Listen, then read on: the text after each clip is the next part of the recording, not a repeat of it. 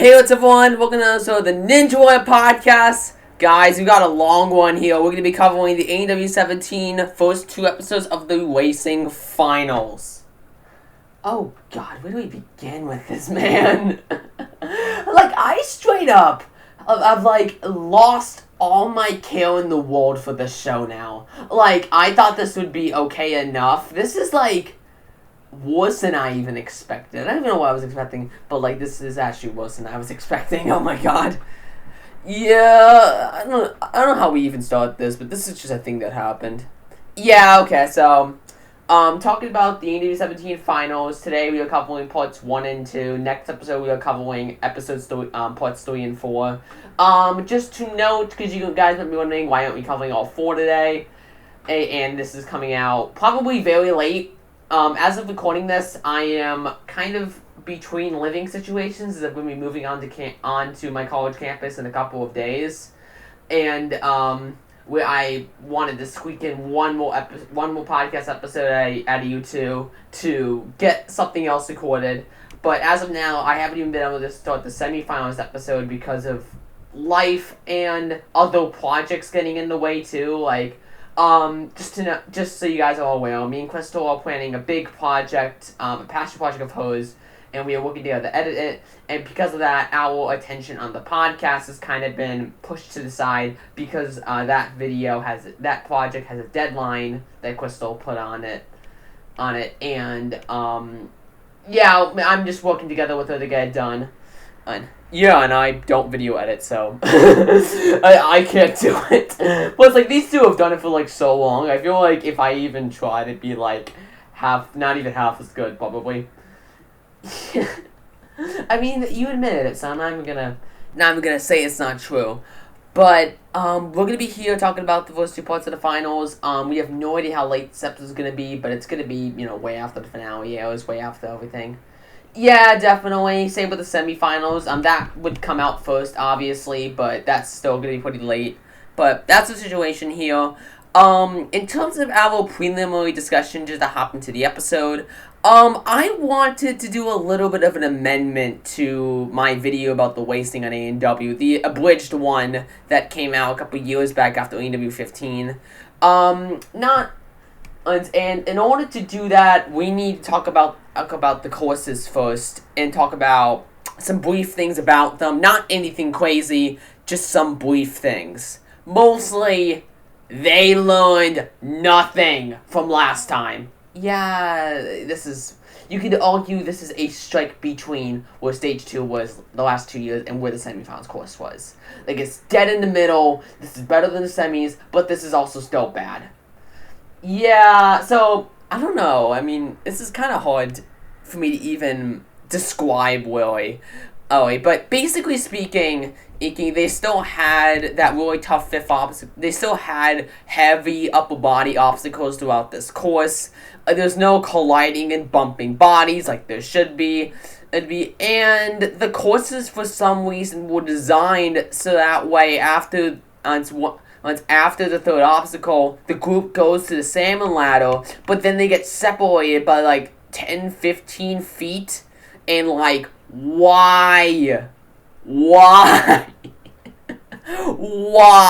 Yeah, I think the reason is because they wanted to make this course grand and big and stuff, but they didn't need to do that, and I am so sure that no one from Team Ninja or Ninja vs. Ninja is even on the team anymore who's designing these courses, because I feel like someone would have said, wait, we should do something like that to make these courses more interesting.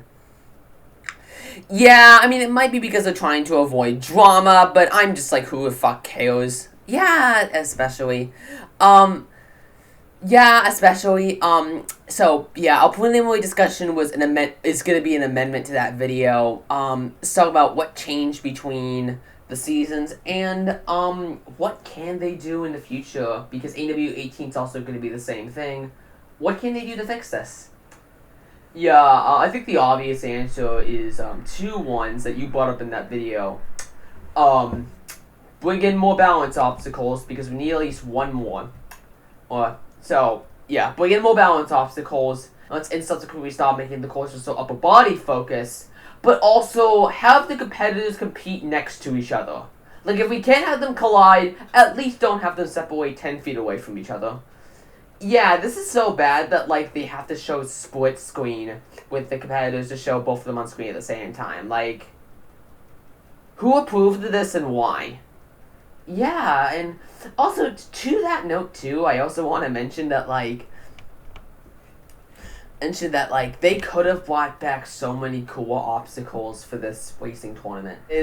Oh yeah, totally. Because we got just some really interesting obstacle choices, and I don't think any of them were really super stellar for this course.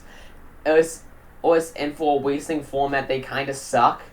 And it's kind of sucks too because I don't hate any of these obstacles individually. It's just that for a racing format, a lot of them aren't really meant for it, and you can kind of tell. Yeah, definitely. Yeah, definitely. They're repeating the same mistakes from last time as well. You know, we mentioned the lack of a balance obstacle. The course is still ending at the 5th obstacle because of bad course design.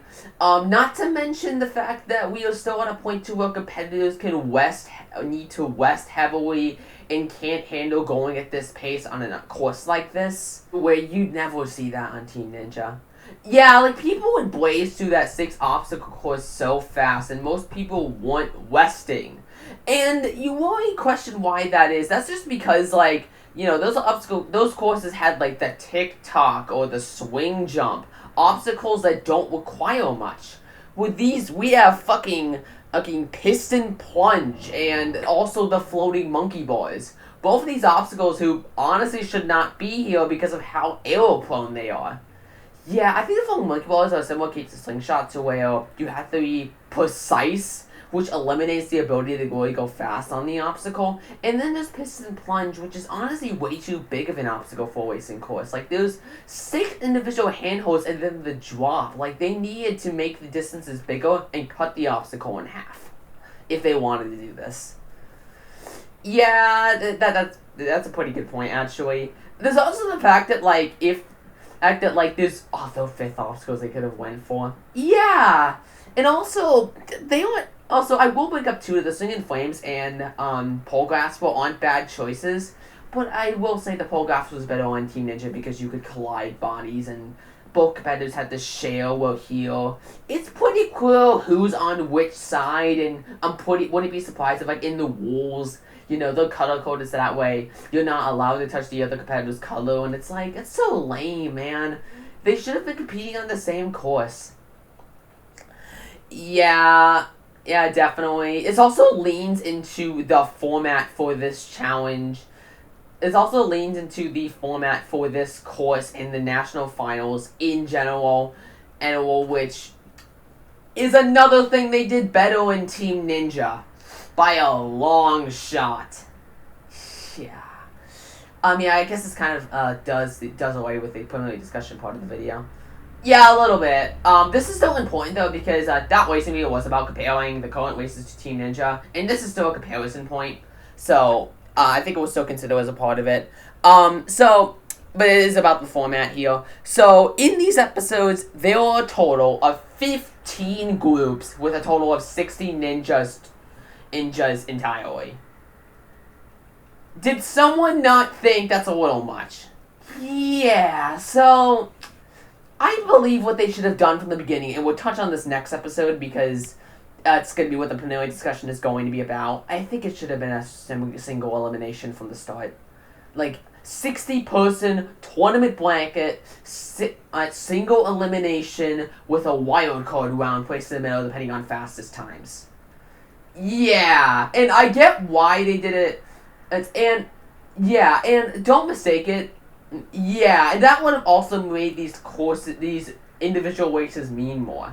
I honestly wouldn't be surprised if some people just skip all these episodes and move on to the finals, because it is so hard to sit through the 2 episodes here, and then the first half of episode 3 is also this as well. Like, there is a lot of races. Yeah, so many races they actually cut individual races and then also deceased an entire group of competitors where they only showed them in fast forwards. Yeah, if we wanna establish this fully, episode 10 had 6 groups. Episode 11 had 7.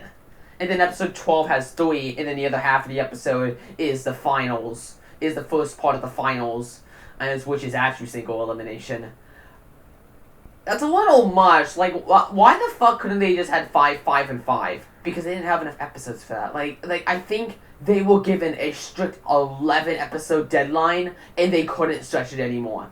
I think that's been the problem for the last, since season 13. And that's why they keep on having to cut the episodes like this. They aren't given enough episodes, and NBC doesn't give a shit about giving them more episodes. Because if you just compare, how long the seasons were before the pandemic, the average episode length was 15 episodes, and now we're stuck at 12 max for a season. That's the problem here. The fact that seasons 13 and 14 were given 12 episodes, and then seasons 15 and 16 were only given 11. Both of these seasons need an extra episode, and same with this season as well. If we got that 3rd episode, I'm sure they would have done the 5-5-5 thing, because they totally should have. But because they didn't get that extra episode, they had to cram it in.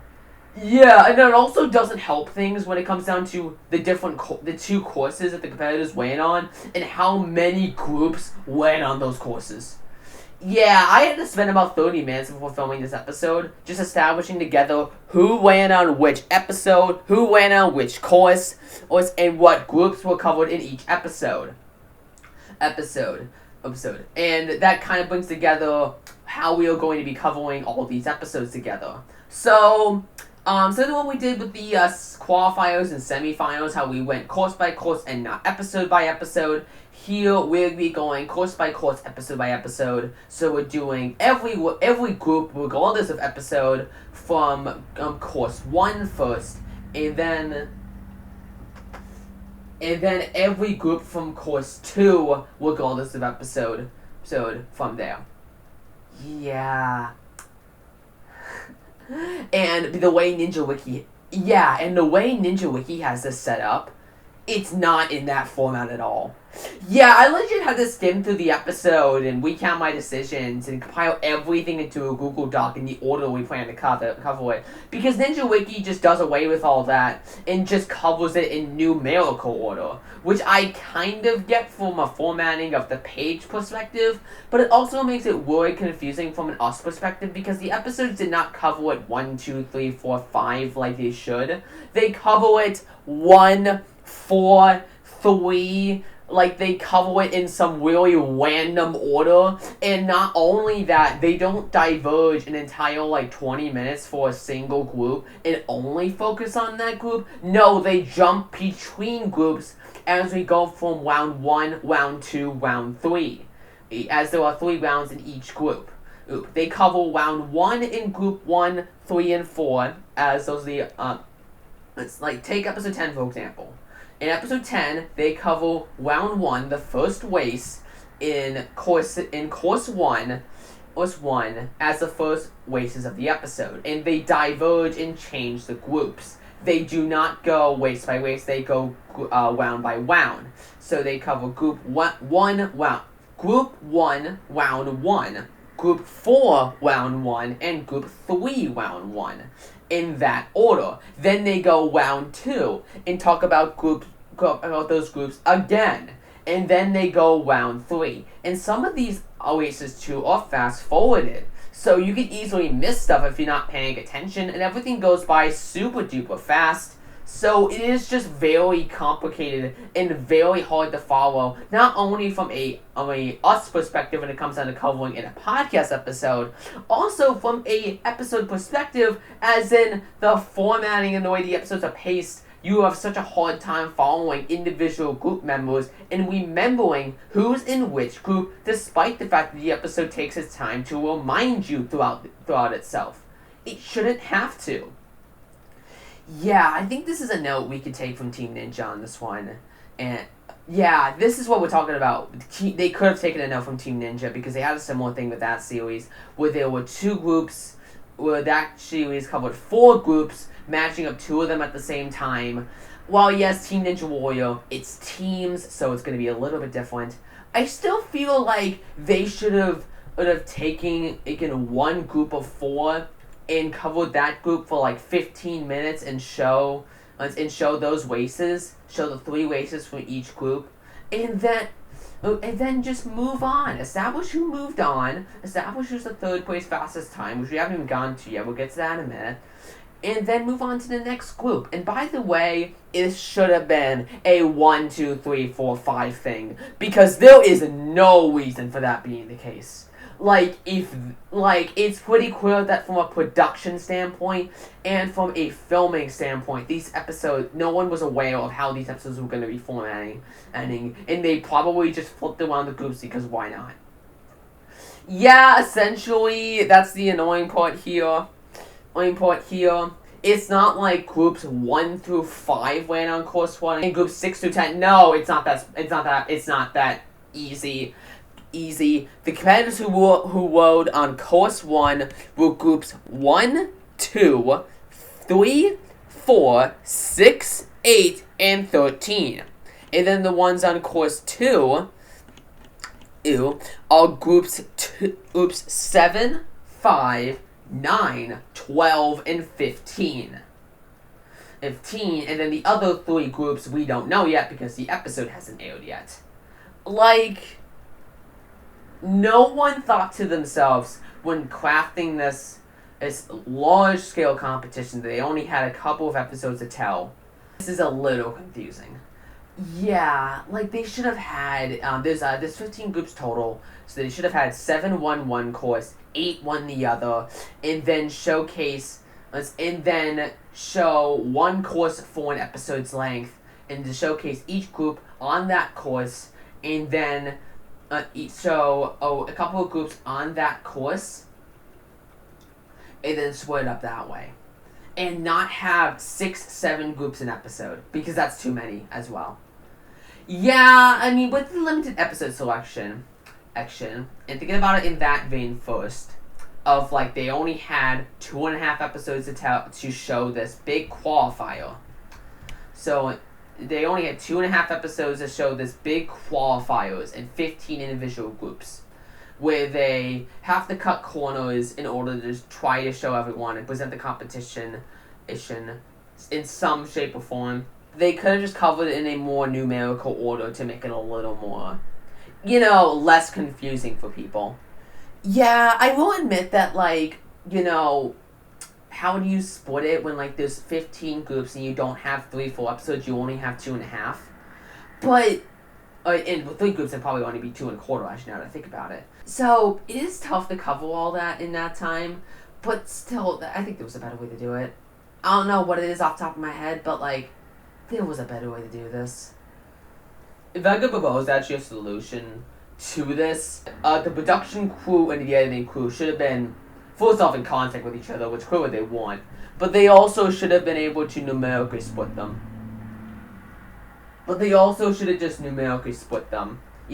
Have groups 1 through 7 work on course 1. Have groups 8 through 15 work on course 2.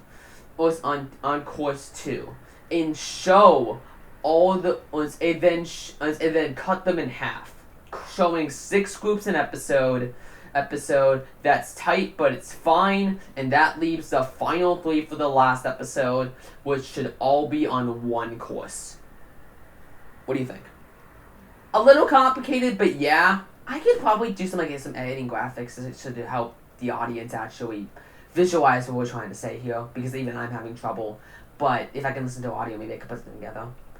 Yeah, that might help. I mean, people sometimes listen to this too, so that might not be really good for the audio listeners in the audience. But in terms of the video listeners, because that's the main way we release these episodes, I think that actually would be really helpful.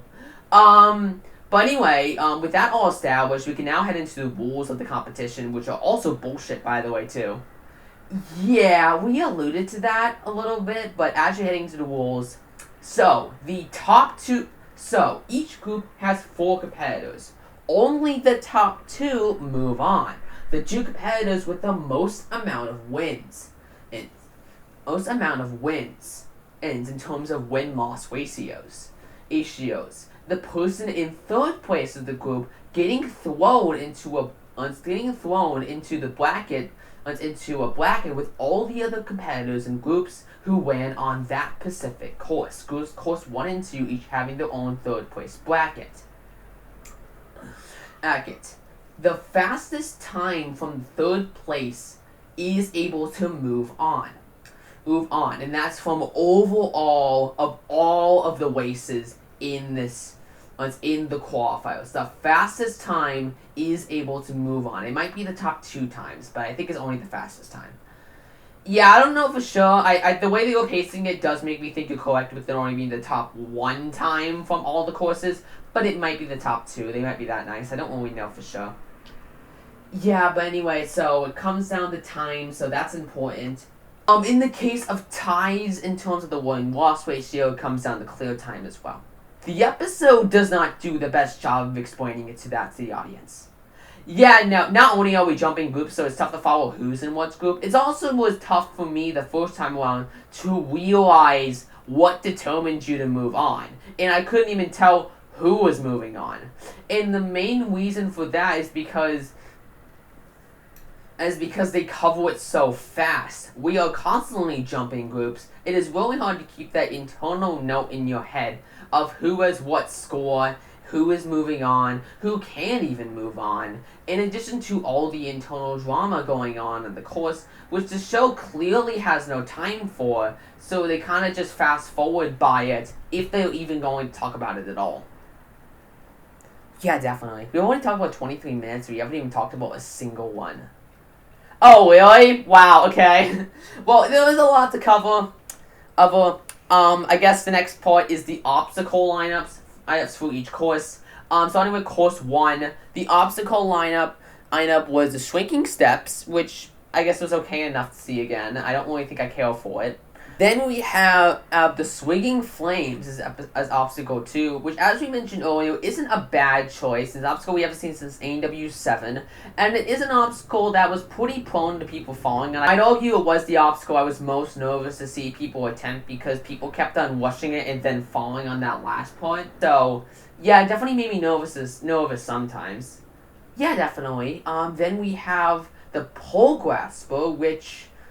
yeah, I still wish that, competitors could collide bodies on this obstacle, because, on Team Ninja, people would, right on top of each other throughout that entire timing. But, of course, that isn't the case here. It's just two distinct groups of poles for everyone to swing on, so... not as cool, but it's still, an okay enough obstacle. It did lead to some interesting techniques, so some people went all arms, which is faster, but some people also used their legs too, which is slower, but saves your strength for the upper body portion of this course later on. Yeah, from there we have the salmon ladder into floating monkey bars combo. This is an amazing combo for semifinals courses, because... they're just two obstacles that go really well together, and I've always liked seeing them. Last time we saw this combo with ANW 11, I believe. But, it being on a racing course, well, yes, the salmon ladder is fine. It was fine on Team Ninja as well. The floating monkey bars, as we mentioned, is something that has a lot of prone to error, and this is something we actually saw in Ninja vs. Ninja when it was on that show. A lot of competitors fell on that obstacle during that episode, and then later on they made a modification to it, where instead of it being the floating monkey bars, it was instead... monkey bars, it was instead a normal monkey bars with a whole bunch of extra bars in the cups. So it kind of just became a pump your arms kind of thing, where you just have to reach your arms between the gaps and whatnot, which was a lot more fair for a racing course. Here, it's just like how it appeared in the show, probably reusing the same materials and stuff. So, it's not like it is on Ninja vs. Ninja, it's not any good. And, like we mentioned before, it's super precise, which makes it extremely easy to fail on. Yeah, and that isn't even any different with the next obstacle, Piston Plunge, which also, as we mentioned a little bit earlier, should not be here, and if it should, it needed to be cut in half. Yeah, there are a total of 6 individual pistons and then the final drop. There should be 3 pistons with jumps in between where you can swing between them, and then the drop, or even better, 2 pistons and then the drop. Make it so that it's like the flying shelf grab or something like that, where it's just pop, pop, pop, done. It shouldn't be pop, pop, pop, pop, it shouldn't be that slow. And this is a very slow obstacle for a racing course. Yeah, and just to talk about that part, how slow and how much more time we have to take for these courses. Some people can do this course in a minute, but a lot of people can't. And that's a problem that was and that's a problem that has remained an issue since season 15 with the semis racing. Some people can do these courses quickly, mostly the top veterans, but the people who are mainly here from the semifinals, because of the way the competition built up to this, which it did not, the competition, a lot of these competitors aren't fit for a course like this, particularly the women, which we can get to talking about when we start talking about some of the women. And I think from there we should just move on to the first matchup because we are almost 30 minutes in, and I think that will also lead into some of the points you want to make a little later. Yeah, definitely. I apologize for the big prelude there. So if you guys skipped all that, honestly understandable. So it was a lot of rambling. Cristal's gonna have to piece it together. So when we eventually go to edit this, I actually don't even know who's editing this, so I don't know why I'm saying you're gonna do it. Yeah. Okay. So starting off, we are gonna be covering group by group, but not every matchup because that would take a while. There are 4 matchups in each. With there being 6 matchups in each group, we'd be here a while. So we're basically similar to the Team Ninja episode, which hasn't come out yet, but we have already recorded almost a month ago at this point. So to us, that's fresh in our minds. We are going to be only covering the important races within these groups. Oops, we are not swapping between the groups like fucking idiots like the episode does. We are going to be very consistent. We are going to be very clean with this and just covering each group one by one. So, the first race I'd like to talk about is the first 2 matchups together between Taylor Green and RJ Roman, and then Nasa Galemore and Janique Lovett. Now, those are the 4 people in this group, but I also want to take this opportunity to talk about how fail-prone these courses are. Yeah, so both RJ Roman and Nasa Galemore, the 2 top competitors here, fell on this course because they were rushing, especially Nasa Galemore. Yeah, now first off speaking, I am happy NASA failed because they can stop talking about that fake record he has about, most obstacles cleared. And oh, by the way, I actually went back in time in a car ride to work, ironically enough. I thought to myself, who actually has this record? And I didn't even need to do research to know this. The person who has this record of most obstacles completed in a row, including stage 4, is Jeff Britton by 1 obstacle. Oh, really? Really? Yeah. So if we talk about Vance Walker and Caleb Bergstrom, the only 2 competitors who win a perfect season and then compete on another season with that streakstone line, Vance Walker finished with 48 obstacles, and then Caleb Bergstrom also finished with 48 obstacles. Now, Vance Walker can still build on this record because he didn't compete this year, but Caleb Bergstrom had finally had cutted his streak at the Invisible Ladder last time in the semis. So his streak ended at 48. Jeff Britton's streak is 49. Between ANW7's Pittsburgh qualifiers and ANW8's Philadelphia finals on the Stairhopper, there are a total of 49 obstacles that Britton completed without any fails or in the water or anything like that, no timeouts, and that is the current record. Vance Walker can beat it next season, but yeah, the way they're pacing it here is just you hitting the water counts as failing, so stage 4 is irrelevant because there's no water on stage 4. It's an annoying record, and when we get to Noah Munir next episode, they are probably going to bring it up. And you know Noah Munir is going to crush all this, so he's probably going to keep it going into the finals. So, yeah, but it's like,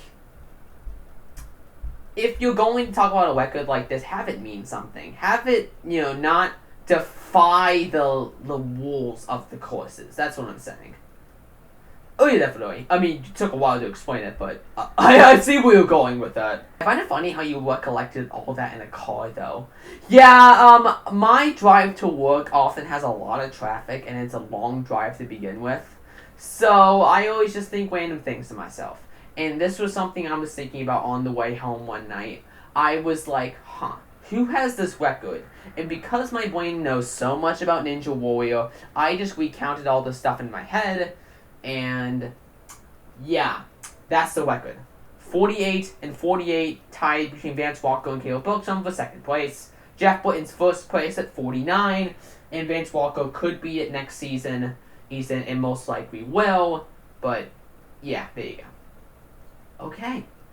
Well then. So the actual winners of these matchups, as we kind of alluded to, were the two women because the men failed on obstacles. NASA fell on the Swinging Flames. RJ Roman fell on the Floating Monkey Bars. Taylor Green cleared the course, 2:57, being the first clear of the night.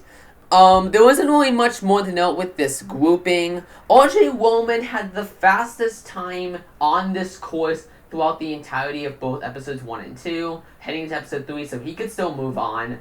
But in terms of the people actually moving on from this group, those people are Taylor Green and NASA Gailmore, both who had a 2-to-1 ratio ending on the course. RJ Roman claiming third place, and currently still being in the competition due to clearing the course in 54 seconds, and Janika Vett getting completely eliminated. So, yeah, that's group 1. Yeah, that's a lot.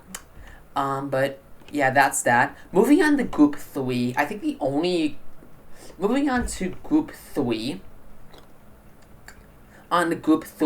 this group had Elijah Browning, Jonathan Godbell, Luke Beckstrand, and Caitlin Bergstrom. And I actually thought Kai and Luke were in the same group throughout this episode, so I was confused when they never collided. Yeah, again, Kai and Luke are in separate groups, but they cover them together because of the way the episode is formatted, so that's confusing. There isn't really much to all these matchups. Jonathan Godbelt was in third place of this group and had the fastest time on the course for a little while, but it was eventually beaten. By someone a little later. Two people moving on from this group were Luke Beckstrand and Elijah Browning, both with a 2-to-1 win ratio. Jonathan Godbout also had a 2-to-1 win ratio, but had a slower time. I mean, Godbout's someone that at least had a good comeback this year as well. Yeah, he definitely would have gotten nominated for Best Comeback Season because he's still, season 15 he had a shocking fail, and then 14 shocking fail. Like, this was a good comeback for him, even if it was in a weird format. So at least he made it back to the finals and made a decent enough performance. So, yeah, moving on to Group 4, or the final group from Episode 10 that ran on Course 1. The only one I really want to talk about here is Sean Bryan versus Enzo Wilson. Yeah! This one wasn't really that notable, but I think two notable things about it. One is that the way they compared these two competitors, both of them, Sean Bryan recently began a social media career, as we covered in, I believe, the qualifiers, where he's become a filmer of these Daredevil-style videos, where they are attempting some really bad stunts that you shouldn't be doing in the first place, similar to Ethan Swanson, but these things are going viral on TikTok and stuff. And then they talked about Enzo Wilson's YouTube channel, which I actually think is really good, just on the side tangent as well. Yeah, we could probably make a podcast episode about Enzo Wilson's YouTube channel. Yeah, that'd be an interesting podcast topic. Just talking about all the Ninja Warrior YouTube channels and talk about what they do and stuff. So maybe sometime in the future. I mean, it could be a fun preliminary discussion, or just in general, like just have an episode talk about all the YouTube channels and some of our favorite videos. Like I think that'd be a fun way to give these competitors who make good videos like Enzo some starship. Put that in the backup. Put that in like the backup list of all ideas because we might do that sometime. Yeah. Yeah.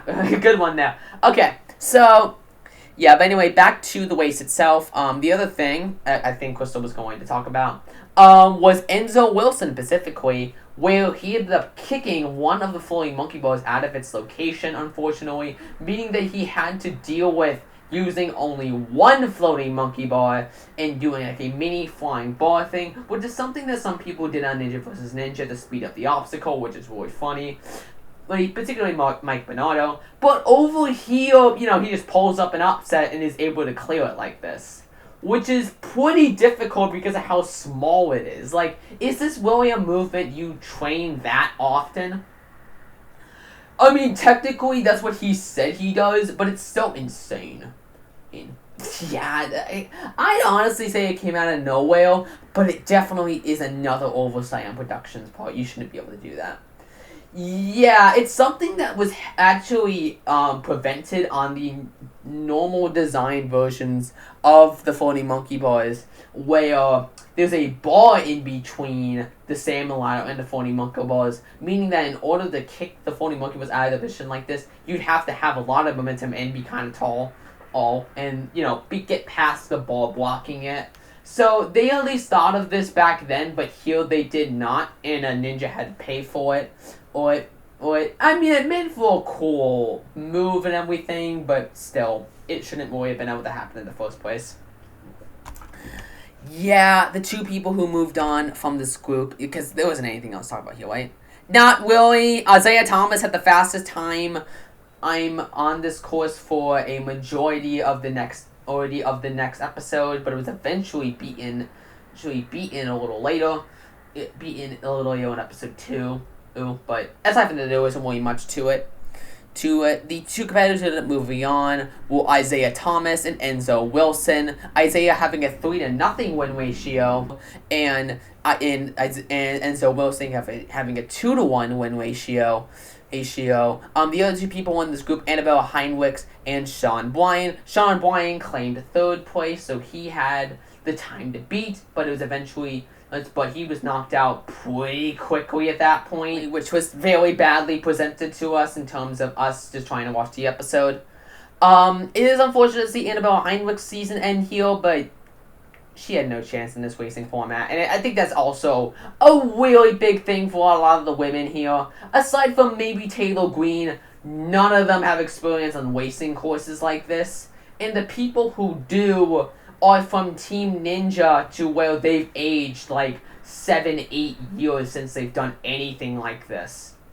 And not mistaken that some of these competitors are really good. People like Jesse Graff, who competed on Team Ninja, are still good, but they competed in Team Ninja where you were matched up against other women. You're matched up against the males, and it's most likely that you don't have the speed to keep up with them because these courses aren't designed with you in mind. And that's a big problem here. Yeah, definitely. That's a big one. I definitely do agree with you. There's definitely a problem there.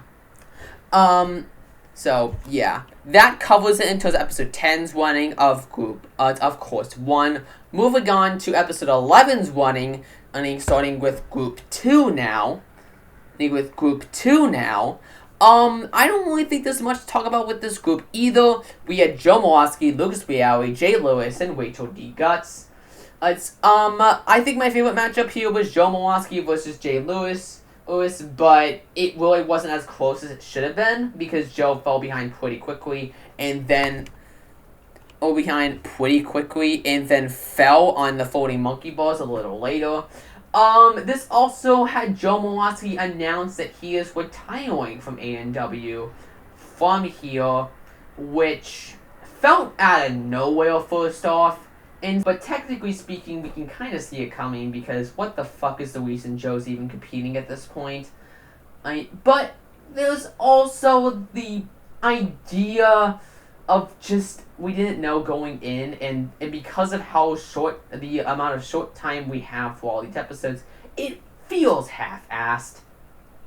Yeah, they really try to overblow it here, where they play sad music. They're like, we're gonna say goodbye to Joe Mowalski. And the funnier part is he still moved on. Yeah, so because Rachel D. Guts won her race, but had a slower time than Joe completing the course, Joe moved on in second place along with Jay Lewis. I think this was probably one of the best performances she could really have in the finals here.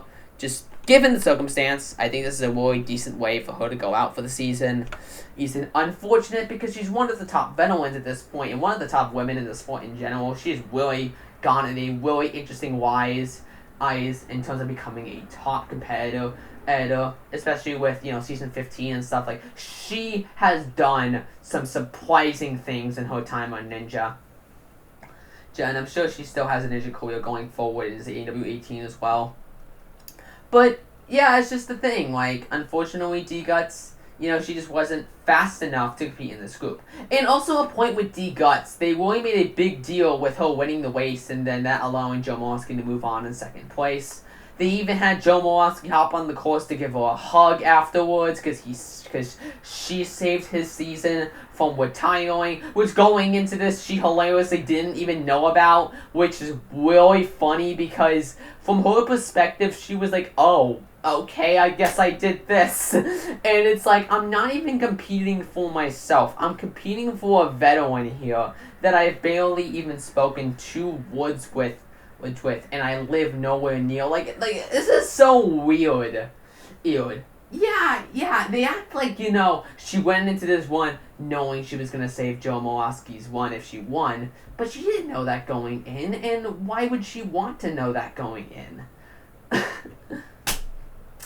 Fucking whatever. Yeah, we could save a lot of our Joe Mowalski retirement stuff for the next episode, I guess, because we'll be done with all the format stuff. It's just a preliminary discussion in that episode, so yeah, so there's gonna be a lot less to talk about there, so I think that's probably the best place to cover it. Yeah, that's when he's gonna make his exit from the season anyway, so it makes sense. Moving on to Group 6 now. This group had Isabella Folsom, Donovan Matoyo, Kai Beckstrand, and Jesse Graff. This didn't really have much, to be honest.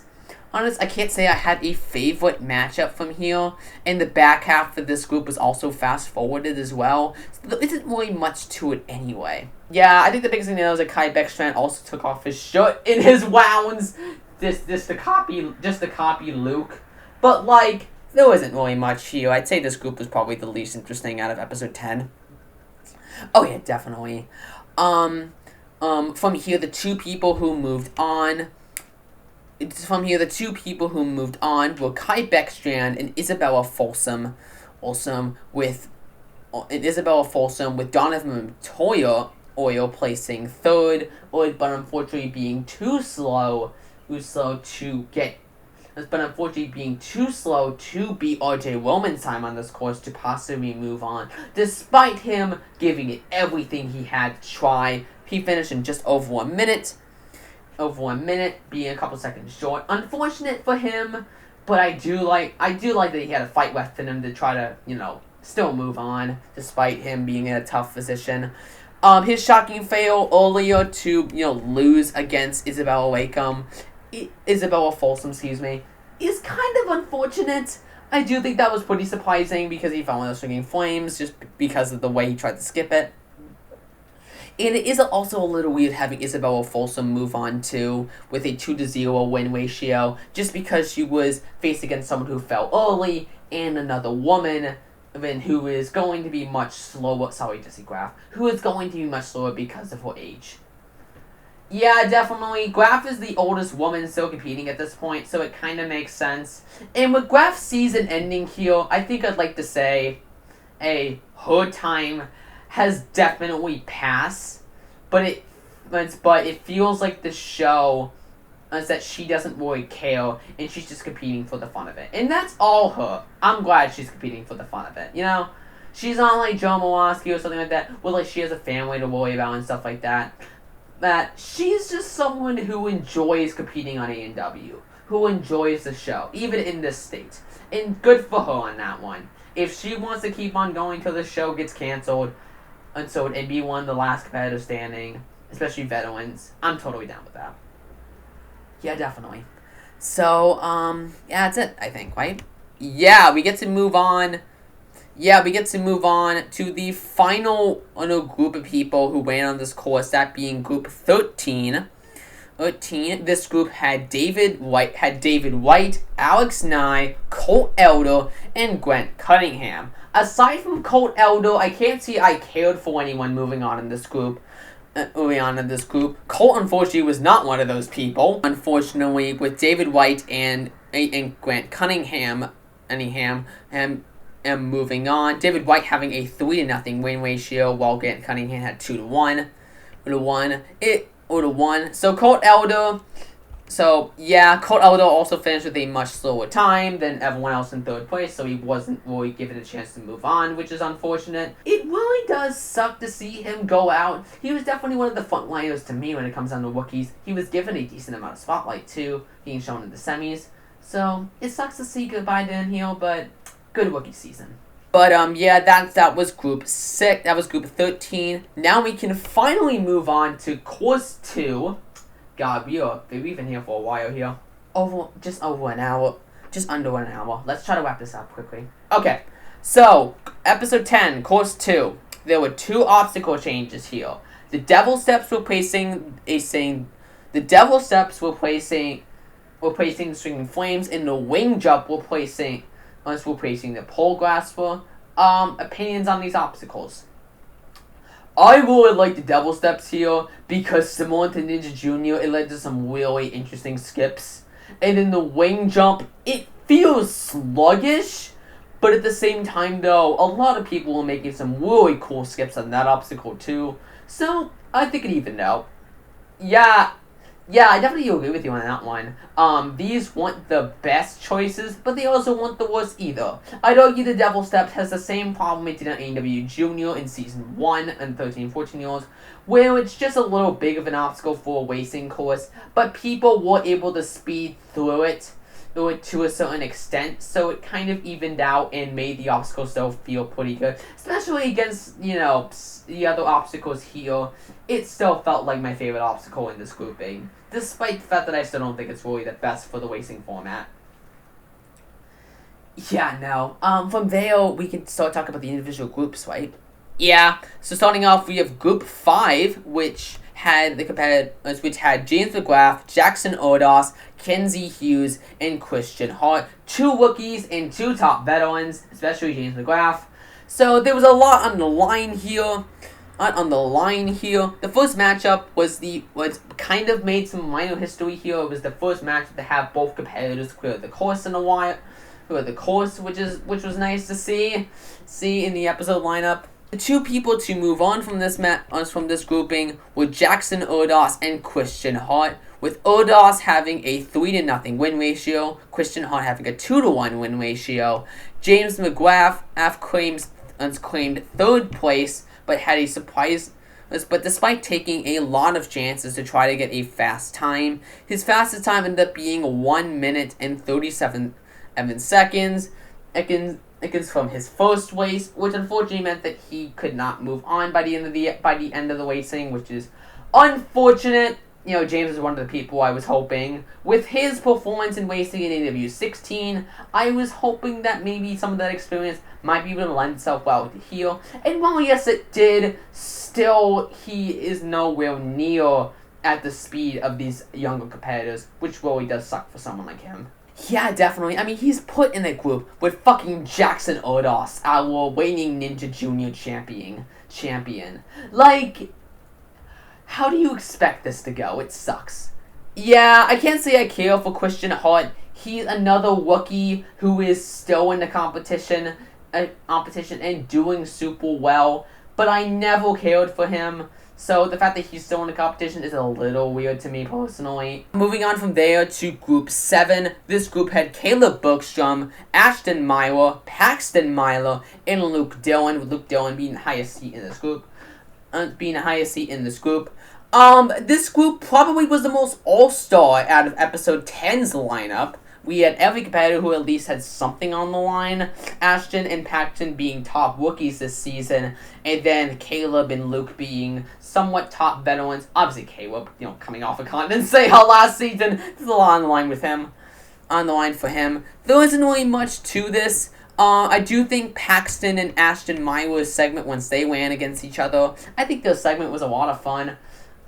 For what it was worth. It wasn't perfect, but I enjoyed it as a segment as a whole. From here, we also have our first situation of a cut matchup, where the final matchup between Paxton Myler and Caleb Bergstrom was cut. This one makes some minor sense because ultimately neither competitor really had a shot to do anything here. Well, Paxton Myler was already in last place at this point, and Caleb Bergstrom was already the frontliner in this group, so neither of them really had anything on the line. So it does make sense from a broadcasting standpoint, but it's really random to have a competitor's number just go up in between individual races where we never saw them won. So both the Mylers went out at the same point. Unfortunate, but I'm kind of glad that we're finally done with these people, because I was kind of annoyed at the whole stick anyway. The only one I cared about was Peyton, and she was knocked down in the qualifiers, so I stopped caring for these people, way back when. It's kind of unfortunate, actually, the Mylers, they were some of the front runners of this season when it comes down to rookies and people they were bringing in. But it's kind of tough to root for them, where two of them were rookie, two of them we never really saw before. And then the other two, we had saw on Ninja Jr., but it's aside from Peyton, who cares? Yeah, that's definitely what it feels like. Moving on to Group 9, this group had Nicholas Coolidge, Austin Balin, Hunter Ogden, and Caden Lebsek. Now, Lebsek and Coolidge were obviously the frontrunners in this group in terms of veteran status, with Austin Balin and Hunter Ogden being two rookies.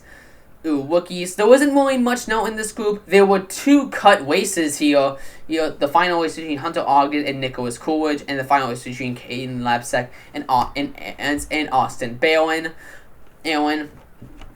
So yeah, in the end of it all, the two people who ended up moving on were Caden Lebsek and Austin Balin. Unfortunate for us to have to say goodbye to Nicholas Coolidge here, but he's kind of a case to where as he was kind of outmatched by a lot of the people here because of two main reasons. He hasn't competed in a while, and he's another one of the older ninjas, technically speaking, at this point. Dude, the dude's not that old. He's late 20s. He might look it, but he might look older, but he's late 20s. Really, is he? Okay, then. I guess I'll lay off a little bit, but you get my point, though. Oh, yeah, definitely.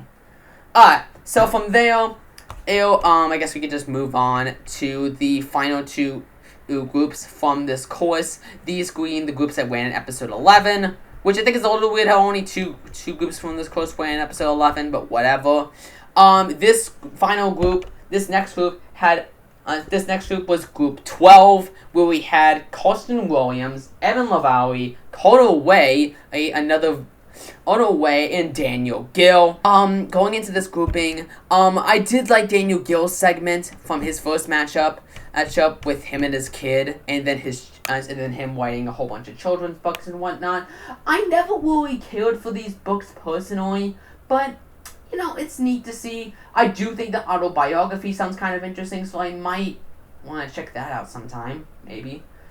Yeah, I think it would be really interesting to maybe do an episode on the books that ANW competitors have released as well, because there was a lot of them. Because we have Flip's autobiography, we have Gill's now.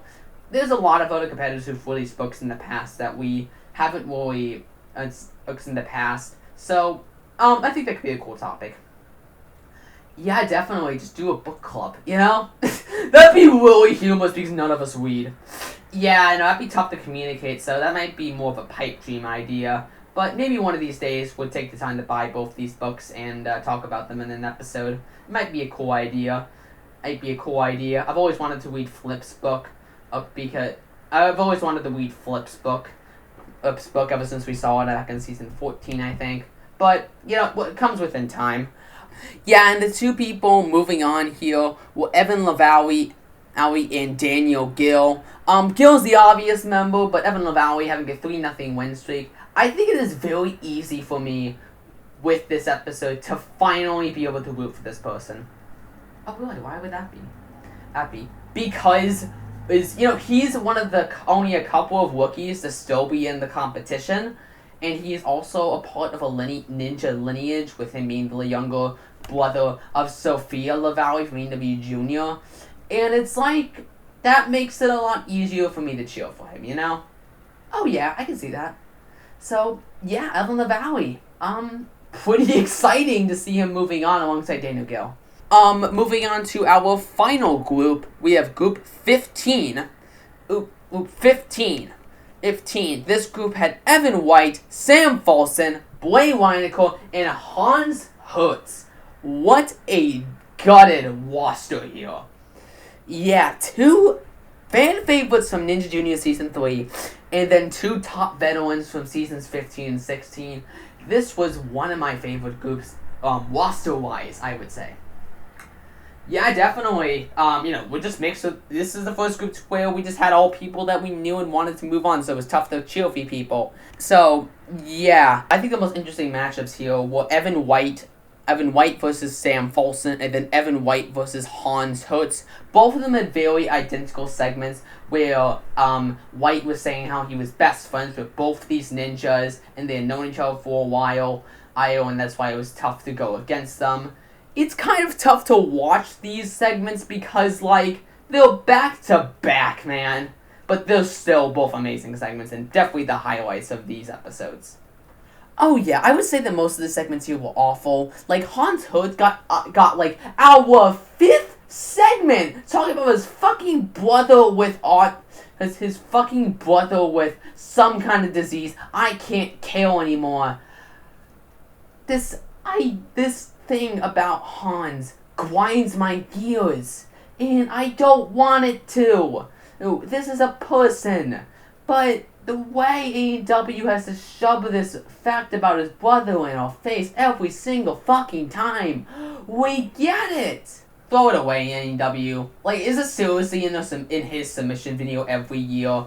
Like, really? I wonder if Hans Hertz himself is sick of talking about his little brother in these segments. Probably not. I mean, he loves his little brother. That's family bias right there. I guess, but still, like, the audience is frustrated. We're sick of it. Frustrated, that kind of thing. Yeah, what a diverge there.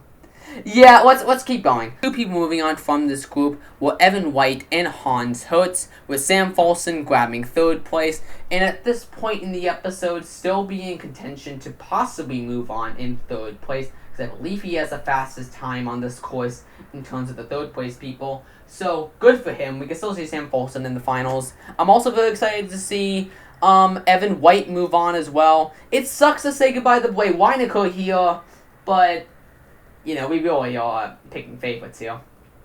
Yeah, this was such an all-star group that, like, how could you not be happy about this group? I mean, we've kept up with ANW Jr., so, like, this was the ultimate group to see going into it. Yeah, definitely, for sure. And that was the last group, so within an hour and 14 minutes, we finally covered everything. We didn't even do every one here. Oh yeah, definitely not. We didn't even do every individual one, so that would have been even longer. And, we spent 30 minutes just explaining the format, doing preliminary discussion and all that stuff. And there's still some things I'd like to touch on for next time, but oh my lord, my voice is tired. Oh my god. Yeah, I can fully understand that one. But yeah.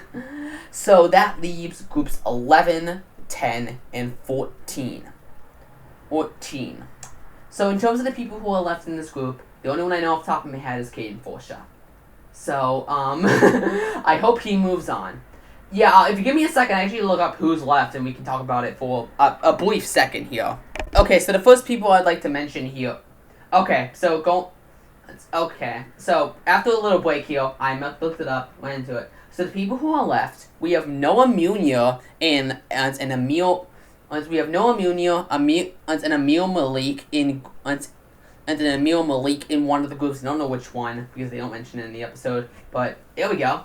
Noah Munia is definitely the person I want to move on from that group. Yeah, like who cares about Emil Malik? He'll probably be the one to move on otherwise because we have two nobodies in the group otherwise. But still. Yeah, definitely. After that, we have probably the two more star-studded groups in the final three. We have Josiah Papel, Matt Domingo, and Tate Beckel all in this. It's all in the second group here. The last competitor, he's not really important, so I'm not really going to bring him up. But in terms of these three, Tate Beckel's been a pretty top rookie this season. But, we haven't really talked about him much because he hasn't really gotten much starship. So I hope he gets something here. Hope we get something here. I think obviously though Matt Domingo and Josiah Papel are the people we'd like to move on from this group, but who knows what's gonna happen? Tate Beckel might pull an upset. You never know. Yeah, I mean, who knows what kind of speed he's got? He wasn't on Ninja Junior, so this could easily be a thing. He was also the younger brother of True Beckel from season 13, so there was some stuff to talk about there.